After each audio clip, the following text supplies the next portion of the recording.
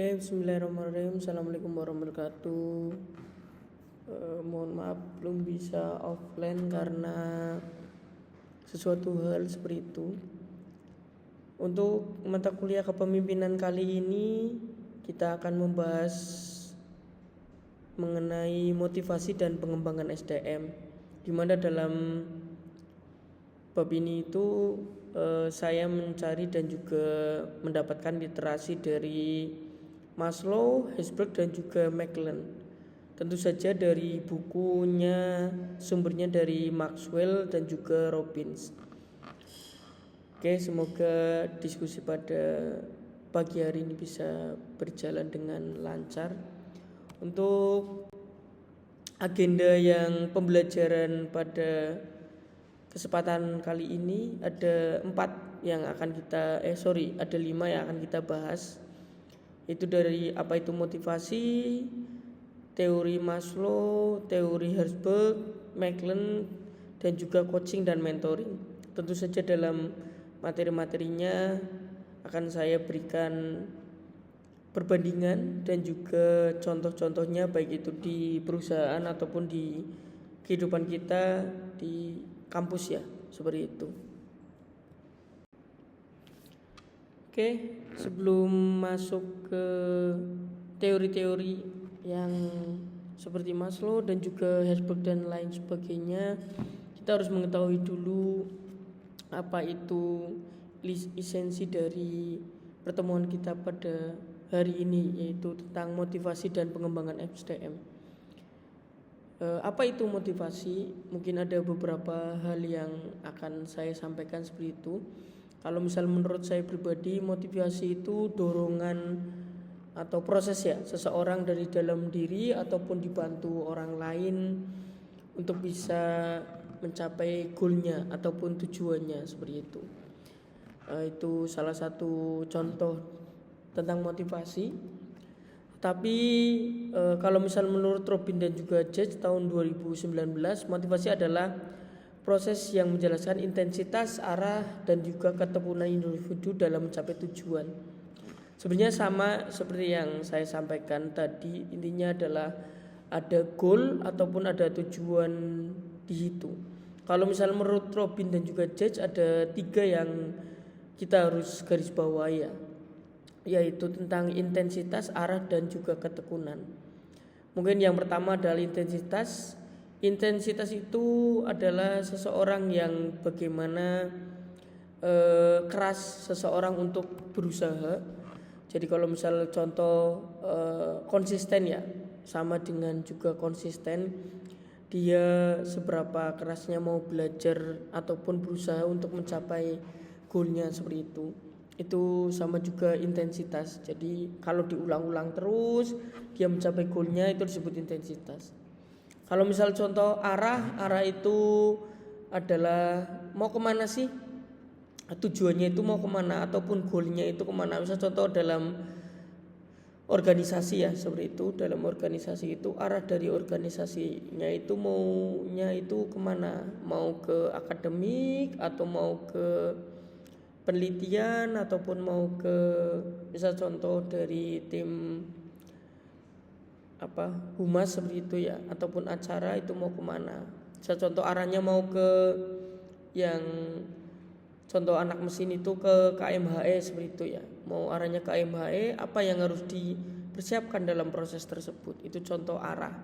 Jadi KMHE itu misal contoh arahnya mau ke yang dibutuhkan mobil hemat energi, berarti solusinya bagaimana untuk mencapai ke situ. Jadi jangan kalau misal contoh mau ke KMHE ternyata mau ke motor, seperti itu, ataupun ke yang lainnya. Jadi biar konsisten.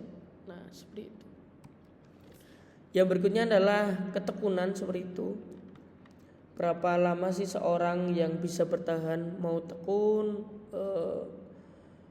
dia itu misal contoh gagal bangkit lagi, mau tekun sampai mana untuk mencapai goal tersebut. Itu adalah 3 faktor tentang motivasi menurut Robin dan juga James. Contohnya dalam ketiga hal tersebut ada mahasiswa yang insan belajar dengan arah tujuan lulus cum laude dan juga tekun seperti itu ya hingga sidang. Jadi contohnya belajar terus biar nilainya A terus kayak gitu kan. Terus kemudian ketika nilainya A dia itu pengen cum laude. Cum laude itu misal contoh IPK-nya 4 seperti itu ya. Dan tekun hingga tugas akhir ataupun sampai sidang. Kadang mahasiswa itu mengalami penurunan itu ketika di akhir. Nah, tugas akhir itu baru bab 1 sudah bimbingan ke dosennya, tetapi mungkin karena banyak revisi dan juga kaget hilang mahasiswa tersebut. Nah itu belum disebut tekun. Kalau misal motivasi dari ketiga itu bisa diterapkan, mungkin akan beda cerita. Jadi dia akan goalnya itu tercapai yaitu cum laude dan juga lulus tepat waktu. Nah itu contoh dalam kehidupan teman-teman sebagai mahasiswa ya seperti itu. Oke, kita masuk ke teori yang pertama, namanya teori hierarki kebutuhan Maslow. Di dalam teori kebutuhan Maslow itu ada beberapa tingkatan seperti itu, bisa diibaratkan seperti piramida, yaitu kebutuhan manusia bersifat hierarki. Jadi kebutuhan dasar sampai kebutuhan yang prioritas ataupun tinggi ataupun bisa juga primer seperti itu. Yang pertama ada fisiologis. Jadi kalau misal kebutuhan manusia gaji, makan, istirahat itu bisa tercapai. Misal contoh gajinya lebih dari UMR seperti itu ya. Mungkin kalau misal UMR di Kabupaten Tegal itu 2.500.000 sekian lah, ternyata gajinya itu di atas itu sampai 5 juta, itu kebutuhannya akan tercukupi. Terus otomatis makannya itu bisa 4 sehat 5 sempurna. Nah, dan juga istirahatnya udah gajinya misal contoh tinggi, istirahatnya itu tercukupi. Jadi otomatis dia itu akan bekerja semaksimal mungkin. Kalau misal bisa diibaratkan mahasiswa atau generasi sekarang itu work balance ya. Nah, work life balance seperti itu. Ya, itu kata anak-anak zaman sekarang seperti itu. Kalau saya kurang paham yang hal-hal seperti itu ya. Yang berikutnya adalah keamanan, kontrak kerja dan juga asuransi. Di dalam pekerjaan pasti otomatis harus ada kontrak kerjanya. Misal contoh seperti PNS seperti itu, dia akan aman. Nah, dia akan merasa aman karena mohon maaf PNS itu kan sampai jenjang pensiun ya. Misal contoh 60 tahun, ketika sudah pensiun ada yang pakai skema setiap bulan ada uang pensiun, ada juga yang menggunakan skema misal contoh dapat uang berapa seperti itu. Nah itu di BUMN modelnya seperti itu. Dan juga asuransi, nah, otomatis ada asuransi kesehatan, asuransi tenaga kerjaan dan juga asuransi yang lain. Itu membuat diri kita itu ketika bekerja menjadi aman seperti itu, keamanannya terjamin. Nah jadi kalau misal contoh kontrak kerjanya jelas, teman-teman ketika kerja itu ada kejelasan mau kontrak kerjanya sampai berapa tahun gitu. Nah itu akan membuat keamanan pada diri sendiri. Jadi punya pandangan ke depan, kira-kira kalau misal kontraknya contoh 10 tahun ataupun 20 tahun nanti mau ngapain aja seperti itu. Nah itu dari segi keamanan juga fisiologis. Nah tahapan yang berikutnya adalah yang kalau misal kedua itu sudah tercukupi. Nah ini kan kalau misal kita melihat di sini kan tingkatannya semakin kecil ya seperti itu. Jadi prioritasnya semakin tinggi dan otomatis tercapainya itu semakin susah. Yaitu yang berikutnya adalah ada yang ketiga sosial. Sosial di sini ada tim kerja dan juga komunitas. Bagaimana sih tim kerjanya? Terkadang kalau misal kita bekerja gajinya mohon maaf tinggi, kontrak kerjanya sudah oke dan lain sebagainya. Kadang timnya itu kurang bisa diajak kerjasama. Ini menjadi salah satu kendala juga di dalam suatu pekerjaan ya. Tim kerjanya ataupun komunitas di situ, kalau misal teman-teman mahasiswa komunitasnya ini nggak mau diajak lari bareng misal contoh, atau tim kerjanya bersifat individualis. Nah, ini menjadi salah satu faktor juga terkadang pekerja ataupun teman-teman mahasiswa itu sedikit terhambat. Nah, itu seperti itu. Itu menurut teori hierarki. Yang berikutnya adalah penghargaan. Jadi masalah kita kebutuhan manusia yang berikutnya adalah mengenai penghargaan. Jadi jabatannya kalau misal ada jelas seperti itu ya. Misal contoh dari 5 tahun pertama dilihat dari teman-teman kerjanya itu bagus dan lain sebagainya, bisa diajak kerjasama, pimpinan itu lebih seneng. Nah, akhirnya dikasih penghargaan jabatan. Misal contoh 5 tahun jadi operator, kemudian kerjanya bagus, naik lagi jadi leader, supervisor dan lain sebagainya. Nah, itu menjadi salah satu motivasi seperti itu. Menjadi motivasi bagi teman-teman untuk bekerja dengan baik dan juga benar.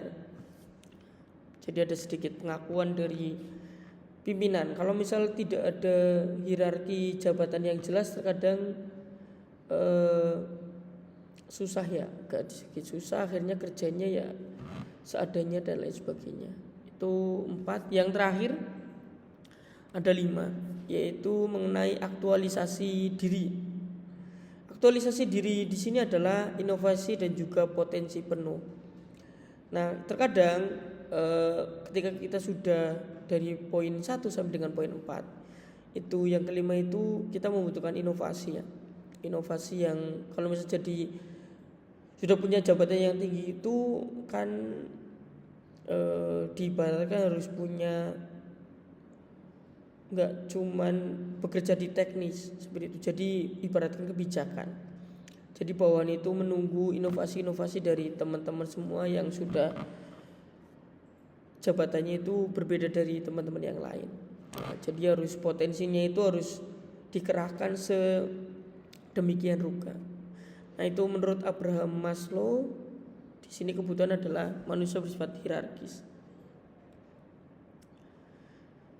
Contohnya, habis ini akan saya kasih contoh untuk dunia kerja ya, seperti itu.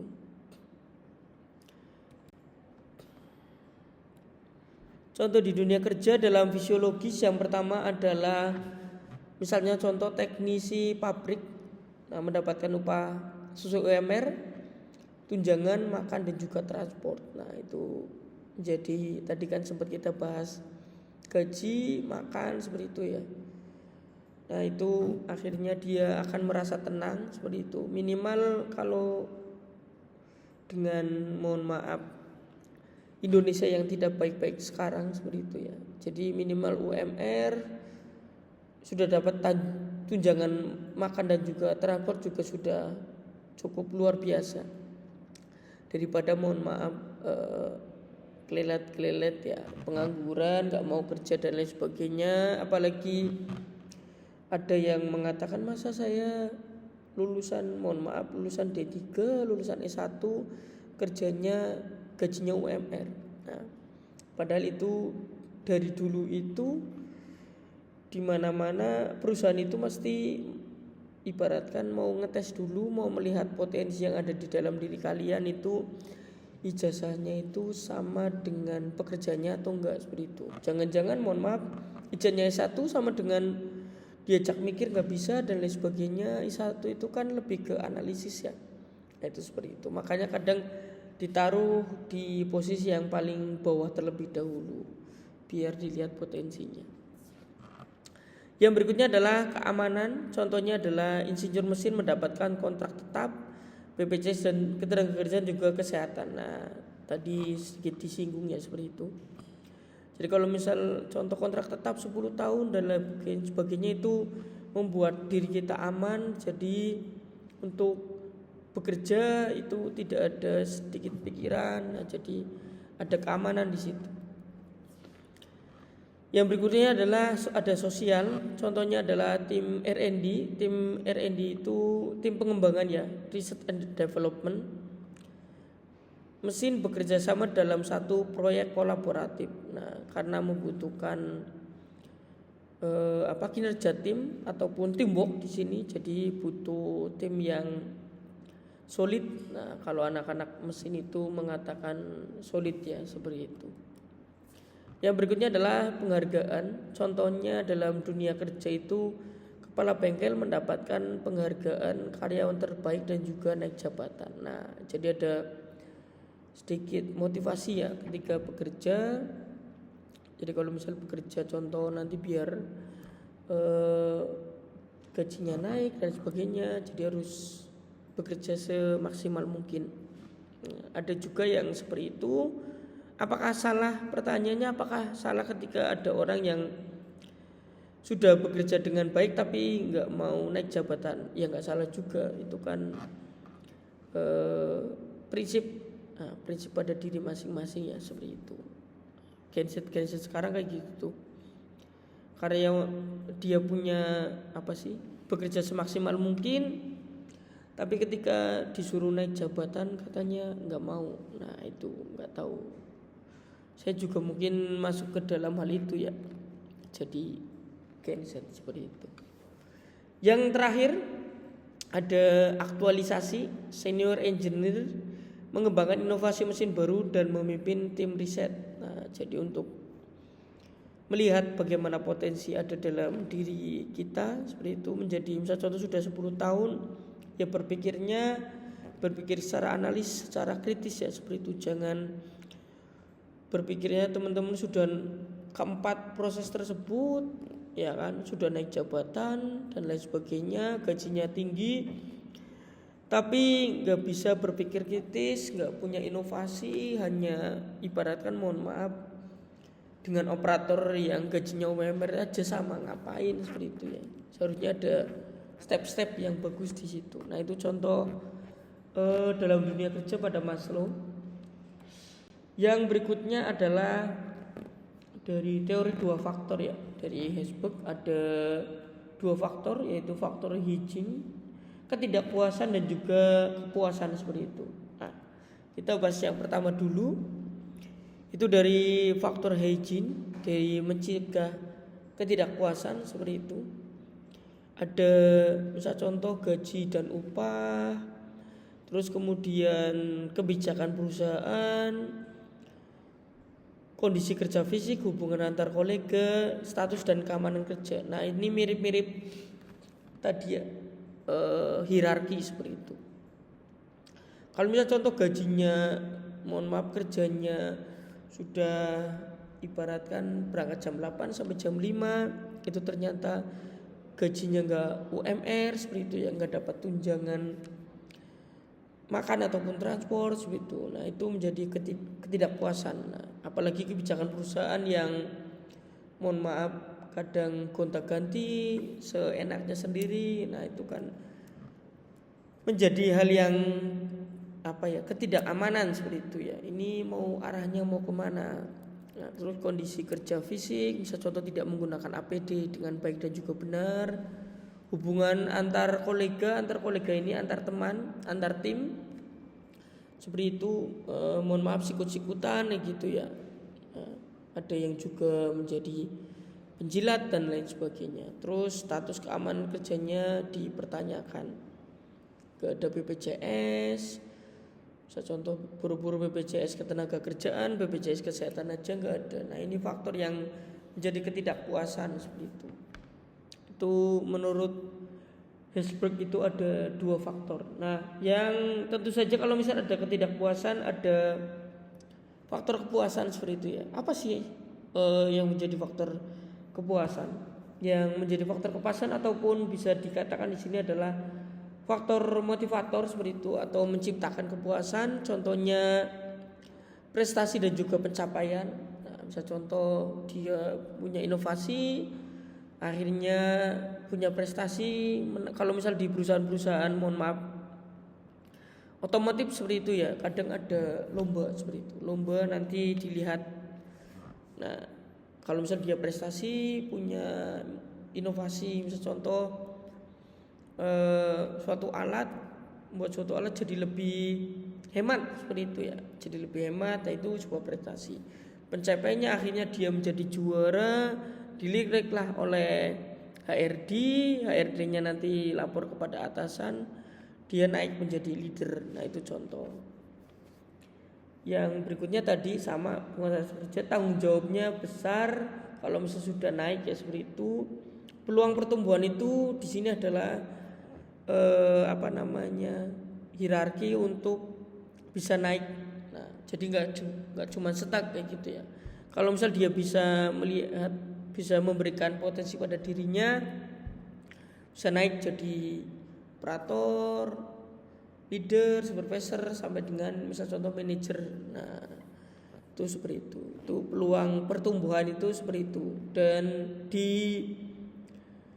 garis bawahi juga ketika misal contoh gajinya naik, itu otomatis jabatannya naik, gajinya naik. Pertanyaannya adalah apakah kalau misal contoh dia nggak naik jabatannya, itu gajinya stuck? Nah enggak juga. Kadang mohon maaf, lama waktu bekerja itu juga kadang mempengaruhi gaji ya seperti itu. Apalagi dengan regulasi-regulasi sekarang, pemerintah itu kadang setiap tahun menaikkan upah minimum pekerjaan lah, seperti itu ya. Nah, yang terakhir adalah pekerjaan itu sendiri.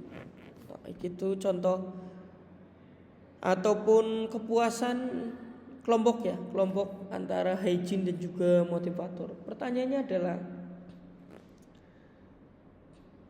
ada pertanyaan, apakah tanpa hygiene tidak puas, dengan motivator sangat puas dan produktif? Nah itu menjadi pertanyaan tersendiri ya, seperti itu.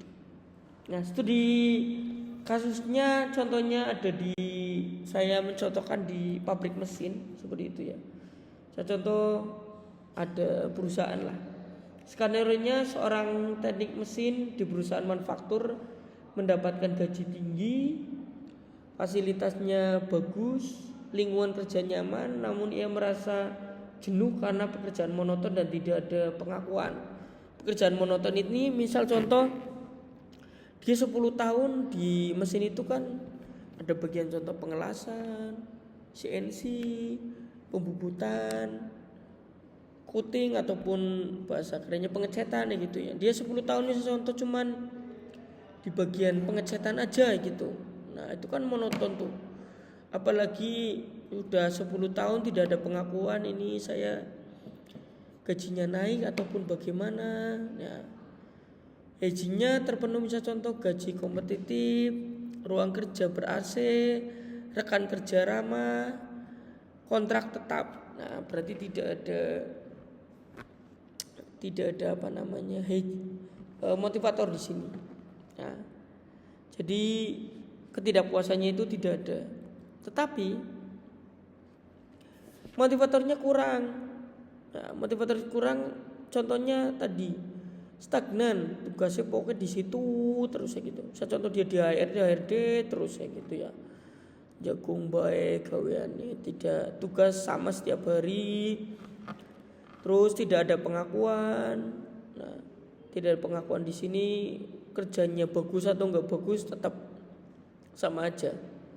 Tidak ada promosi jabatan, terus karena monoton akhirnya tidak ada inovasi. Nah, pertanyaannya adalah yang ketiga, gajinya terpenuhi tapi motivatornya kurang.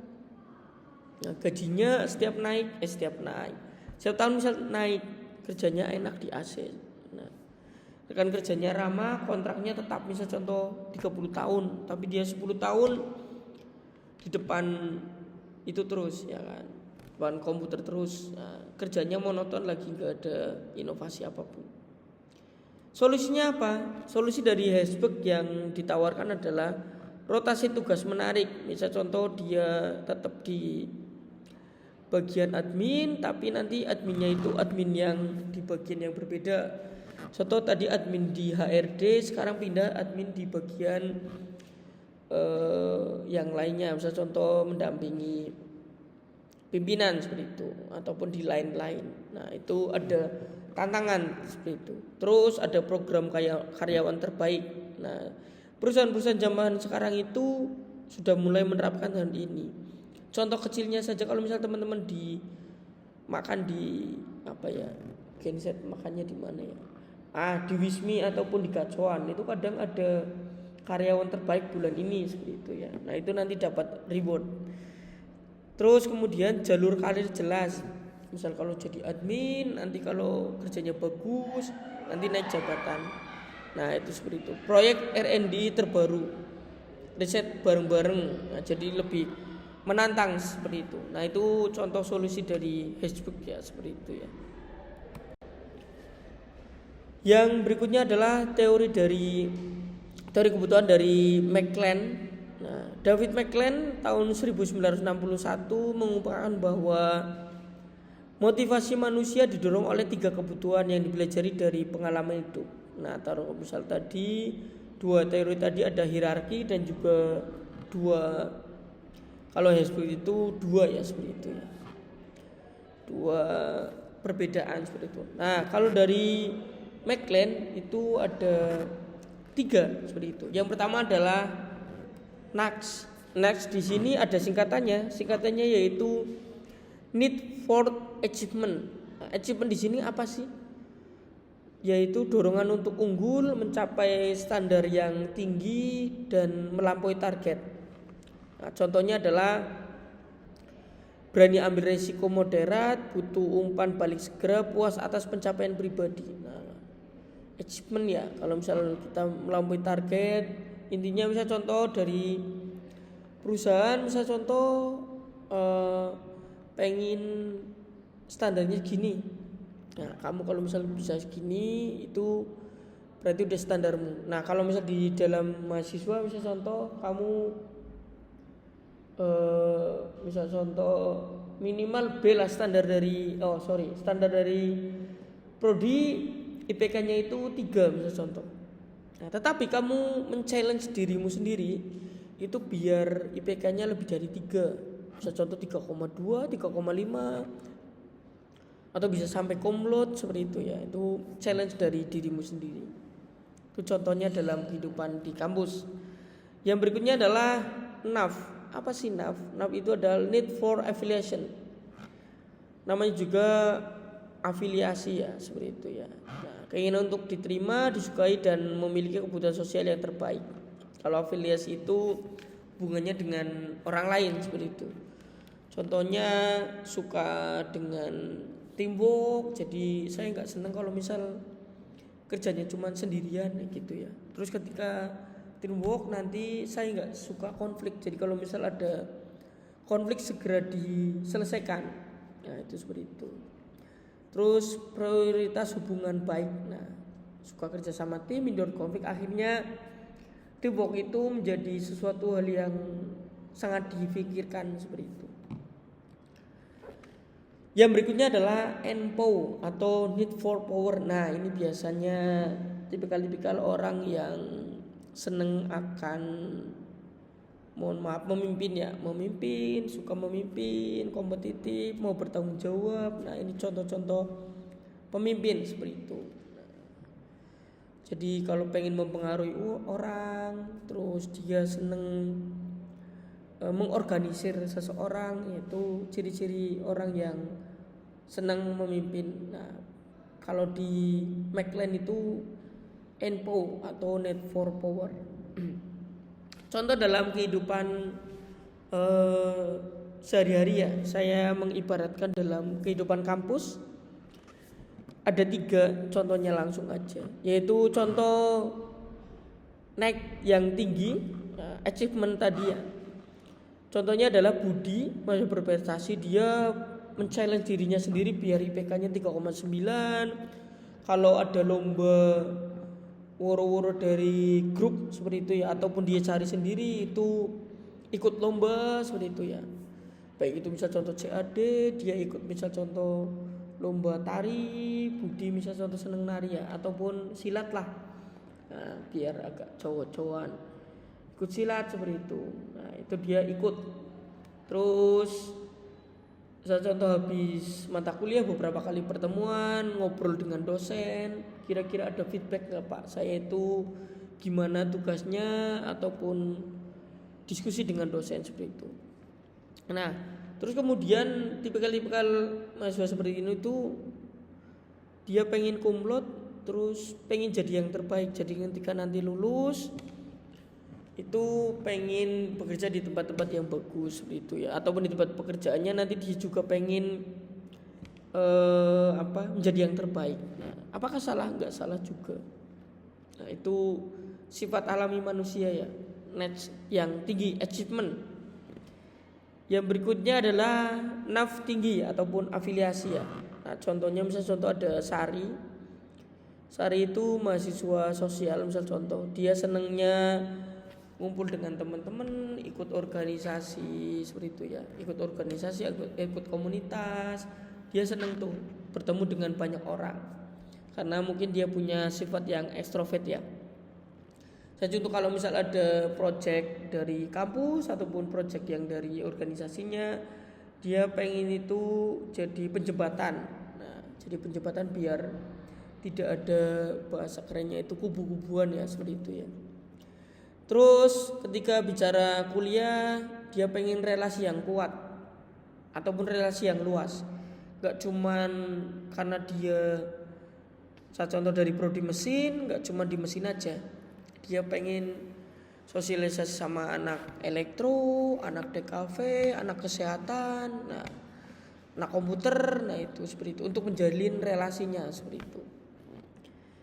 Terus gak suka persaingan. Dia nggak suka persaingan, lebih suka kerja bareng. Nah, goalnya itu yuk kita, saya contoh lulus bareng ataupun sukses bareng. Nah itu seperti itu. Itu contoh naf tinggi atau afiliasi tinggi. Yang berikutnya adalah NPO. Nah NPO tadi yang power ya, mahasiswa yang tipikal yang pengen memimpin. Saya contoh pengen jadi ketua BEM, ketua HIMA, ketua komunitas mesin, karena dia punya potensi untuk itu, seneng mengorganisir teman-teman, seneng mengorganisir proyek besar, dia punya visi misi yang jelas. Kalau misalnya saya ada goal ini, nanti dia bisa melihat potensi-potensi di teman-temannya seperti itu ya kan. Nah, itu contohnya. Terus misalnya dalam pekerjaan dia punya keinginan kayak gitu ya, kalau kerja di luar dia jadi manajer ataupun dari leader dan lain sebagainya. Nah itu ambisius, salah enggak juga. Kita juga membutuhkan tipe-tipe anak-anak yang seperti ini. Nah terus berani ambil resiko seperti itu ya. Nah itu seperti itu contohnya dalam profil mahasiswa teknik mesin. Nah perbandingannya di dalam ketiga aspek tersebut, baik itu dari Maslow, Herzberg dan juga McLean. Pertama adalah dari fokus. Kalau misal fokus itu di Maslow ada hierarki kebutuhan, faktor di Herzberg ada kepuasan kerja ya, dan juga McLean kebutuhan sosial. Nah, kalau dari struktur tadi kita belajar bareng-bareng pakai piramida ya. Kalau dari Maslow, Herzberg itu ada 2, ketidakpuasan dan juga kepuasan seperti itu. Kalau dari McLean ada 3 ya, ada achievement, affiliation dan juga power. Nah, kalau asumsinya itu kebutuhan universal, jadi kebutuhan semua orang ya, kebutuhan semua orang, kebutuhan hidup. Kalau dari Herzberg pokoknya ada 2 tok, nah, kepuasan, puas atau tidak puas. Yang McLean motivasi dibentuk. Nah, contohnya kalau misal Maslow itu UMR aktualisasi diri, kalau Herzberg gaji oke tapi kerja membosankan yang tadi ya. Terus kalau McLean calon pemimpin. Nah itu seperti itu. Nah itu teori motivasi. Nah, yang berikutnya adalah untuk pengembangan SDM. Pengembangan SDM itu ada yang namanya coaching.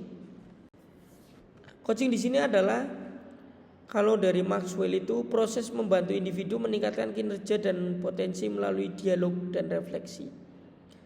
Jadi kalau pengen membantu individu itu biar kinerjanya bagus ya, biar kinerjanya bagus dan potensinya keluar, Itu kita ngobrol terus kemudian dia merasa tenang. Nah, ada beberapa model-model seperti itu ya. Model-model untuk coaching. Yang pertama adalah model grow. Nah, model grow di sini kita harus garis bawahi ada GROW. Nanti kita akan belajar bareng-bareng. Yang pertama adalah G. G di sini adalah goal. Goalnya itu atau itu kalau misal di sepak bola ya. Kalau di tujuan organisasi, goalnya itu mau kemana sih? Dia pengen goalnya itu kemana? Ya gitu. Misal contoh pengen organisasinya atau perusahaannya itu di kancah global ataupun bisa menembus internasional, ya itu contohnya ya. Terus yang berikutnya adalah ada R. R di sini adalah reality. Reality adalah situasi saat ini tuh bagaimana. Ketika pengen ada goal, ya kan, tujuannya ngapain, terus kira-kira ada tantangannya enggak. Situasi saat ini tuh bisa untuk proses untuk tujuannya itu bisa atau enggak seperti itu. Terus ketika situasinya itu ada beberapa situasi, pasti otomatis ada option. Option di sini adalah pilihan. Pilihannya apa seperti itu ya. Mau milih yang mana seperti itu. Nah, itu seperti itu. Pasti ada opsi A, opsi B dan lain sebagainya.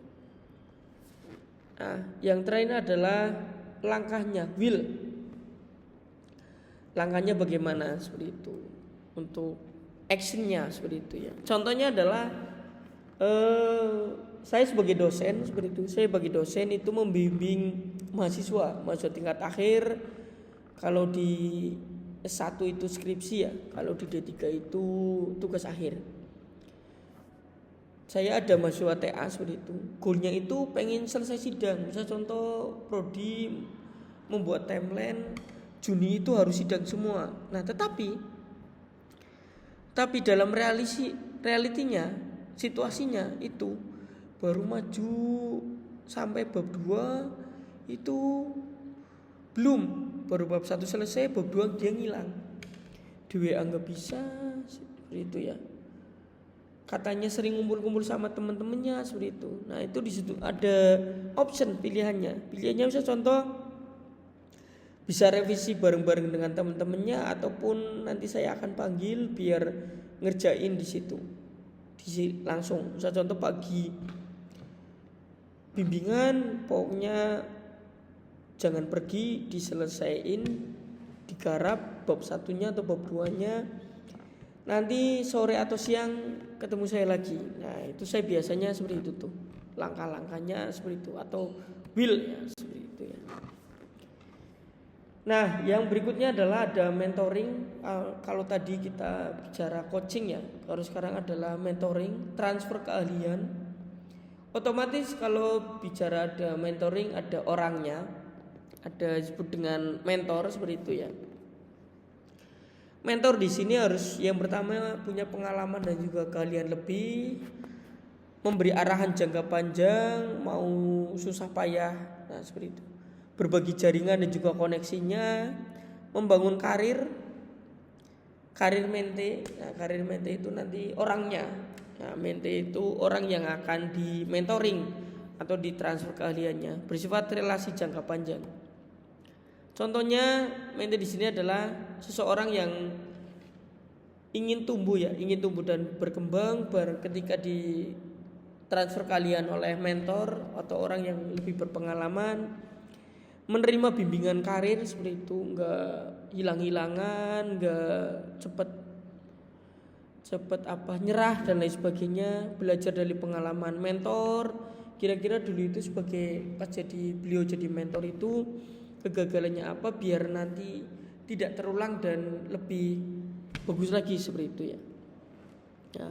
Terus membangun kepercayaan diri, jadi biar lebih pede ketika bekerja nantinya ngomong di depan orang. Nah, terbuka terhadap feedback itu kalau misal ada kesalahan, kalau mau melangkah nanti ngobrol dulu dengan mentornya, kira-kira benar atau salah dan lain sebagainya. Nah, itu menurut pendapat saya. Kalau misal contoh di teknik mesin. Nah, di perusahaan contohnya adalah senior engineer membimbing fresh graduate ya yang baru masuk, memahami SOP pabrik, standar K3 dan juga etika profesi biar tidak salah langkah. Seperti itu contohnya.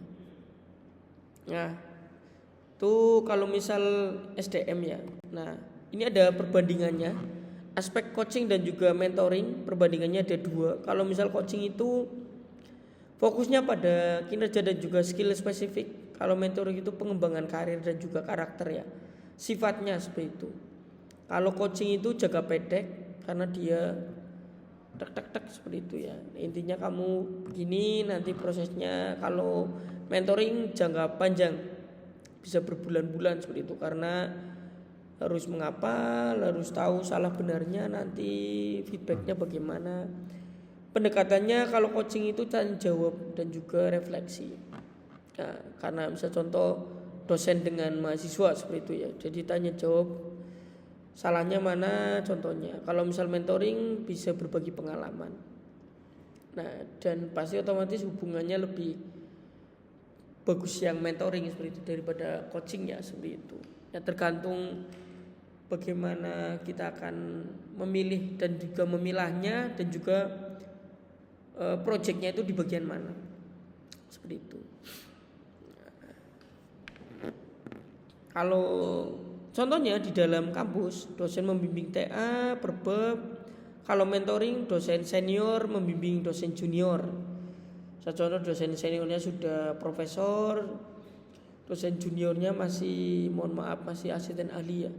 Jadi berbimbing dari asisten ahli, lektor kepala, terus sampai ke guru besar dan lain sebagainya seperti itu. Aplikasi nyatanya kalau di dalam industri itu ada beberapa perusahaan ya. Dari PT Astra, terus kemudian Pertamina, Toyota dan juga kampus juga ada. Kampus tadi sudah dijelaskan sedikit. Kalau di PT Astra itu program motivasi, menerapkan teori Maslow, gajinya kompetitif seperti itu ya. Kebutuhan dasarnya terpenuhi, UMR, makan, minum dan lain sebagainya, makan, minum. Makan, transportasi seperti itu. Terus program reward yang tadi saya ngomong bahwa biasanya di perusahaan-perusahaan otomotif itu nanti ada lomba seperti itu ya. Nah, kalau di Toyota coaching berkelanjutan, supervisor melatih operator lain pakai modelnya adalah model grow.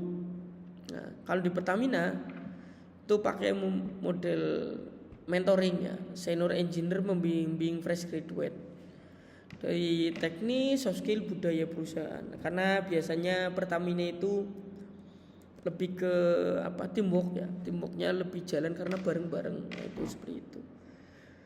Itu pertemuan pada hari ini seperti itu ya teman-teman. Ada beberapa kesimpulan, 4 kesimpulan yang bisa saya sampaikan. Ada dari teori Maslow, Herzberg dan juga McLean memberikan kerangka memahami mengapa manusia bekerja dengan cara tertentu. Terus coaching berfokus pada kinerja jangka pendek, kalau mentoring itu jangka panjang. Nah, SDM yang termotivasi dan terdidik itu menjadi aset utama dalam industri manufaktur dan rekayasa mesin modern. Jadi di perusahaan-perusahaan itu nggak cuman melulu gaji berangkat jam 8 sampai jam 5 misal contoh, ada lembur dan sebagainya, itu enggak. HRD itu biasanya memberikan sedikit treatment ya seperti itu ya. Ada coaching, ada makanya misal contoh piknik dan lain sebagainya seperti itu ya. Nah, kenapa seperti itu? SDM itu menjadi aset utama selain SDA ya. Kalau misal sumber daya alamnya ataupun alat dan juga bahannya oke, tapi SDM-nya mohon maaf kurang terdidik ya seperti itu ya. Motivasinya nggak ada ya, susah buat apa? Susah buat perusahaan itu menjadi lebih baik. Nah, bisa contoh seperti itu. Nah, itu yang bisa saya sampaikan. Terima kasih, saya mohon maaf yang sebesar-besarnya. Assalamualaikum warahmatullahi wabarakatuh.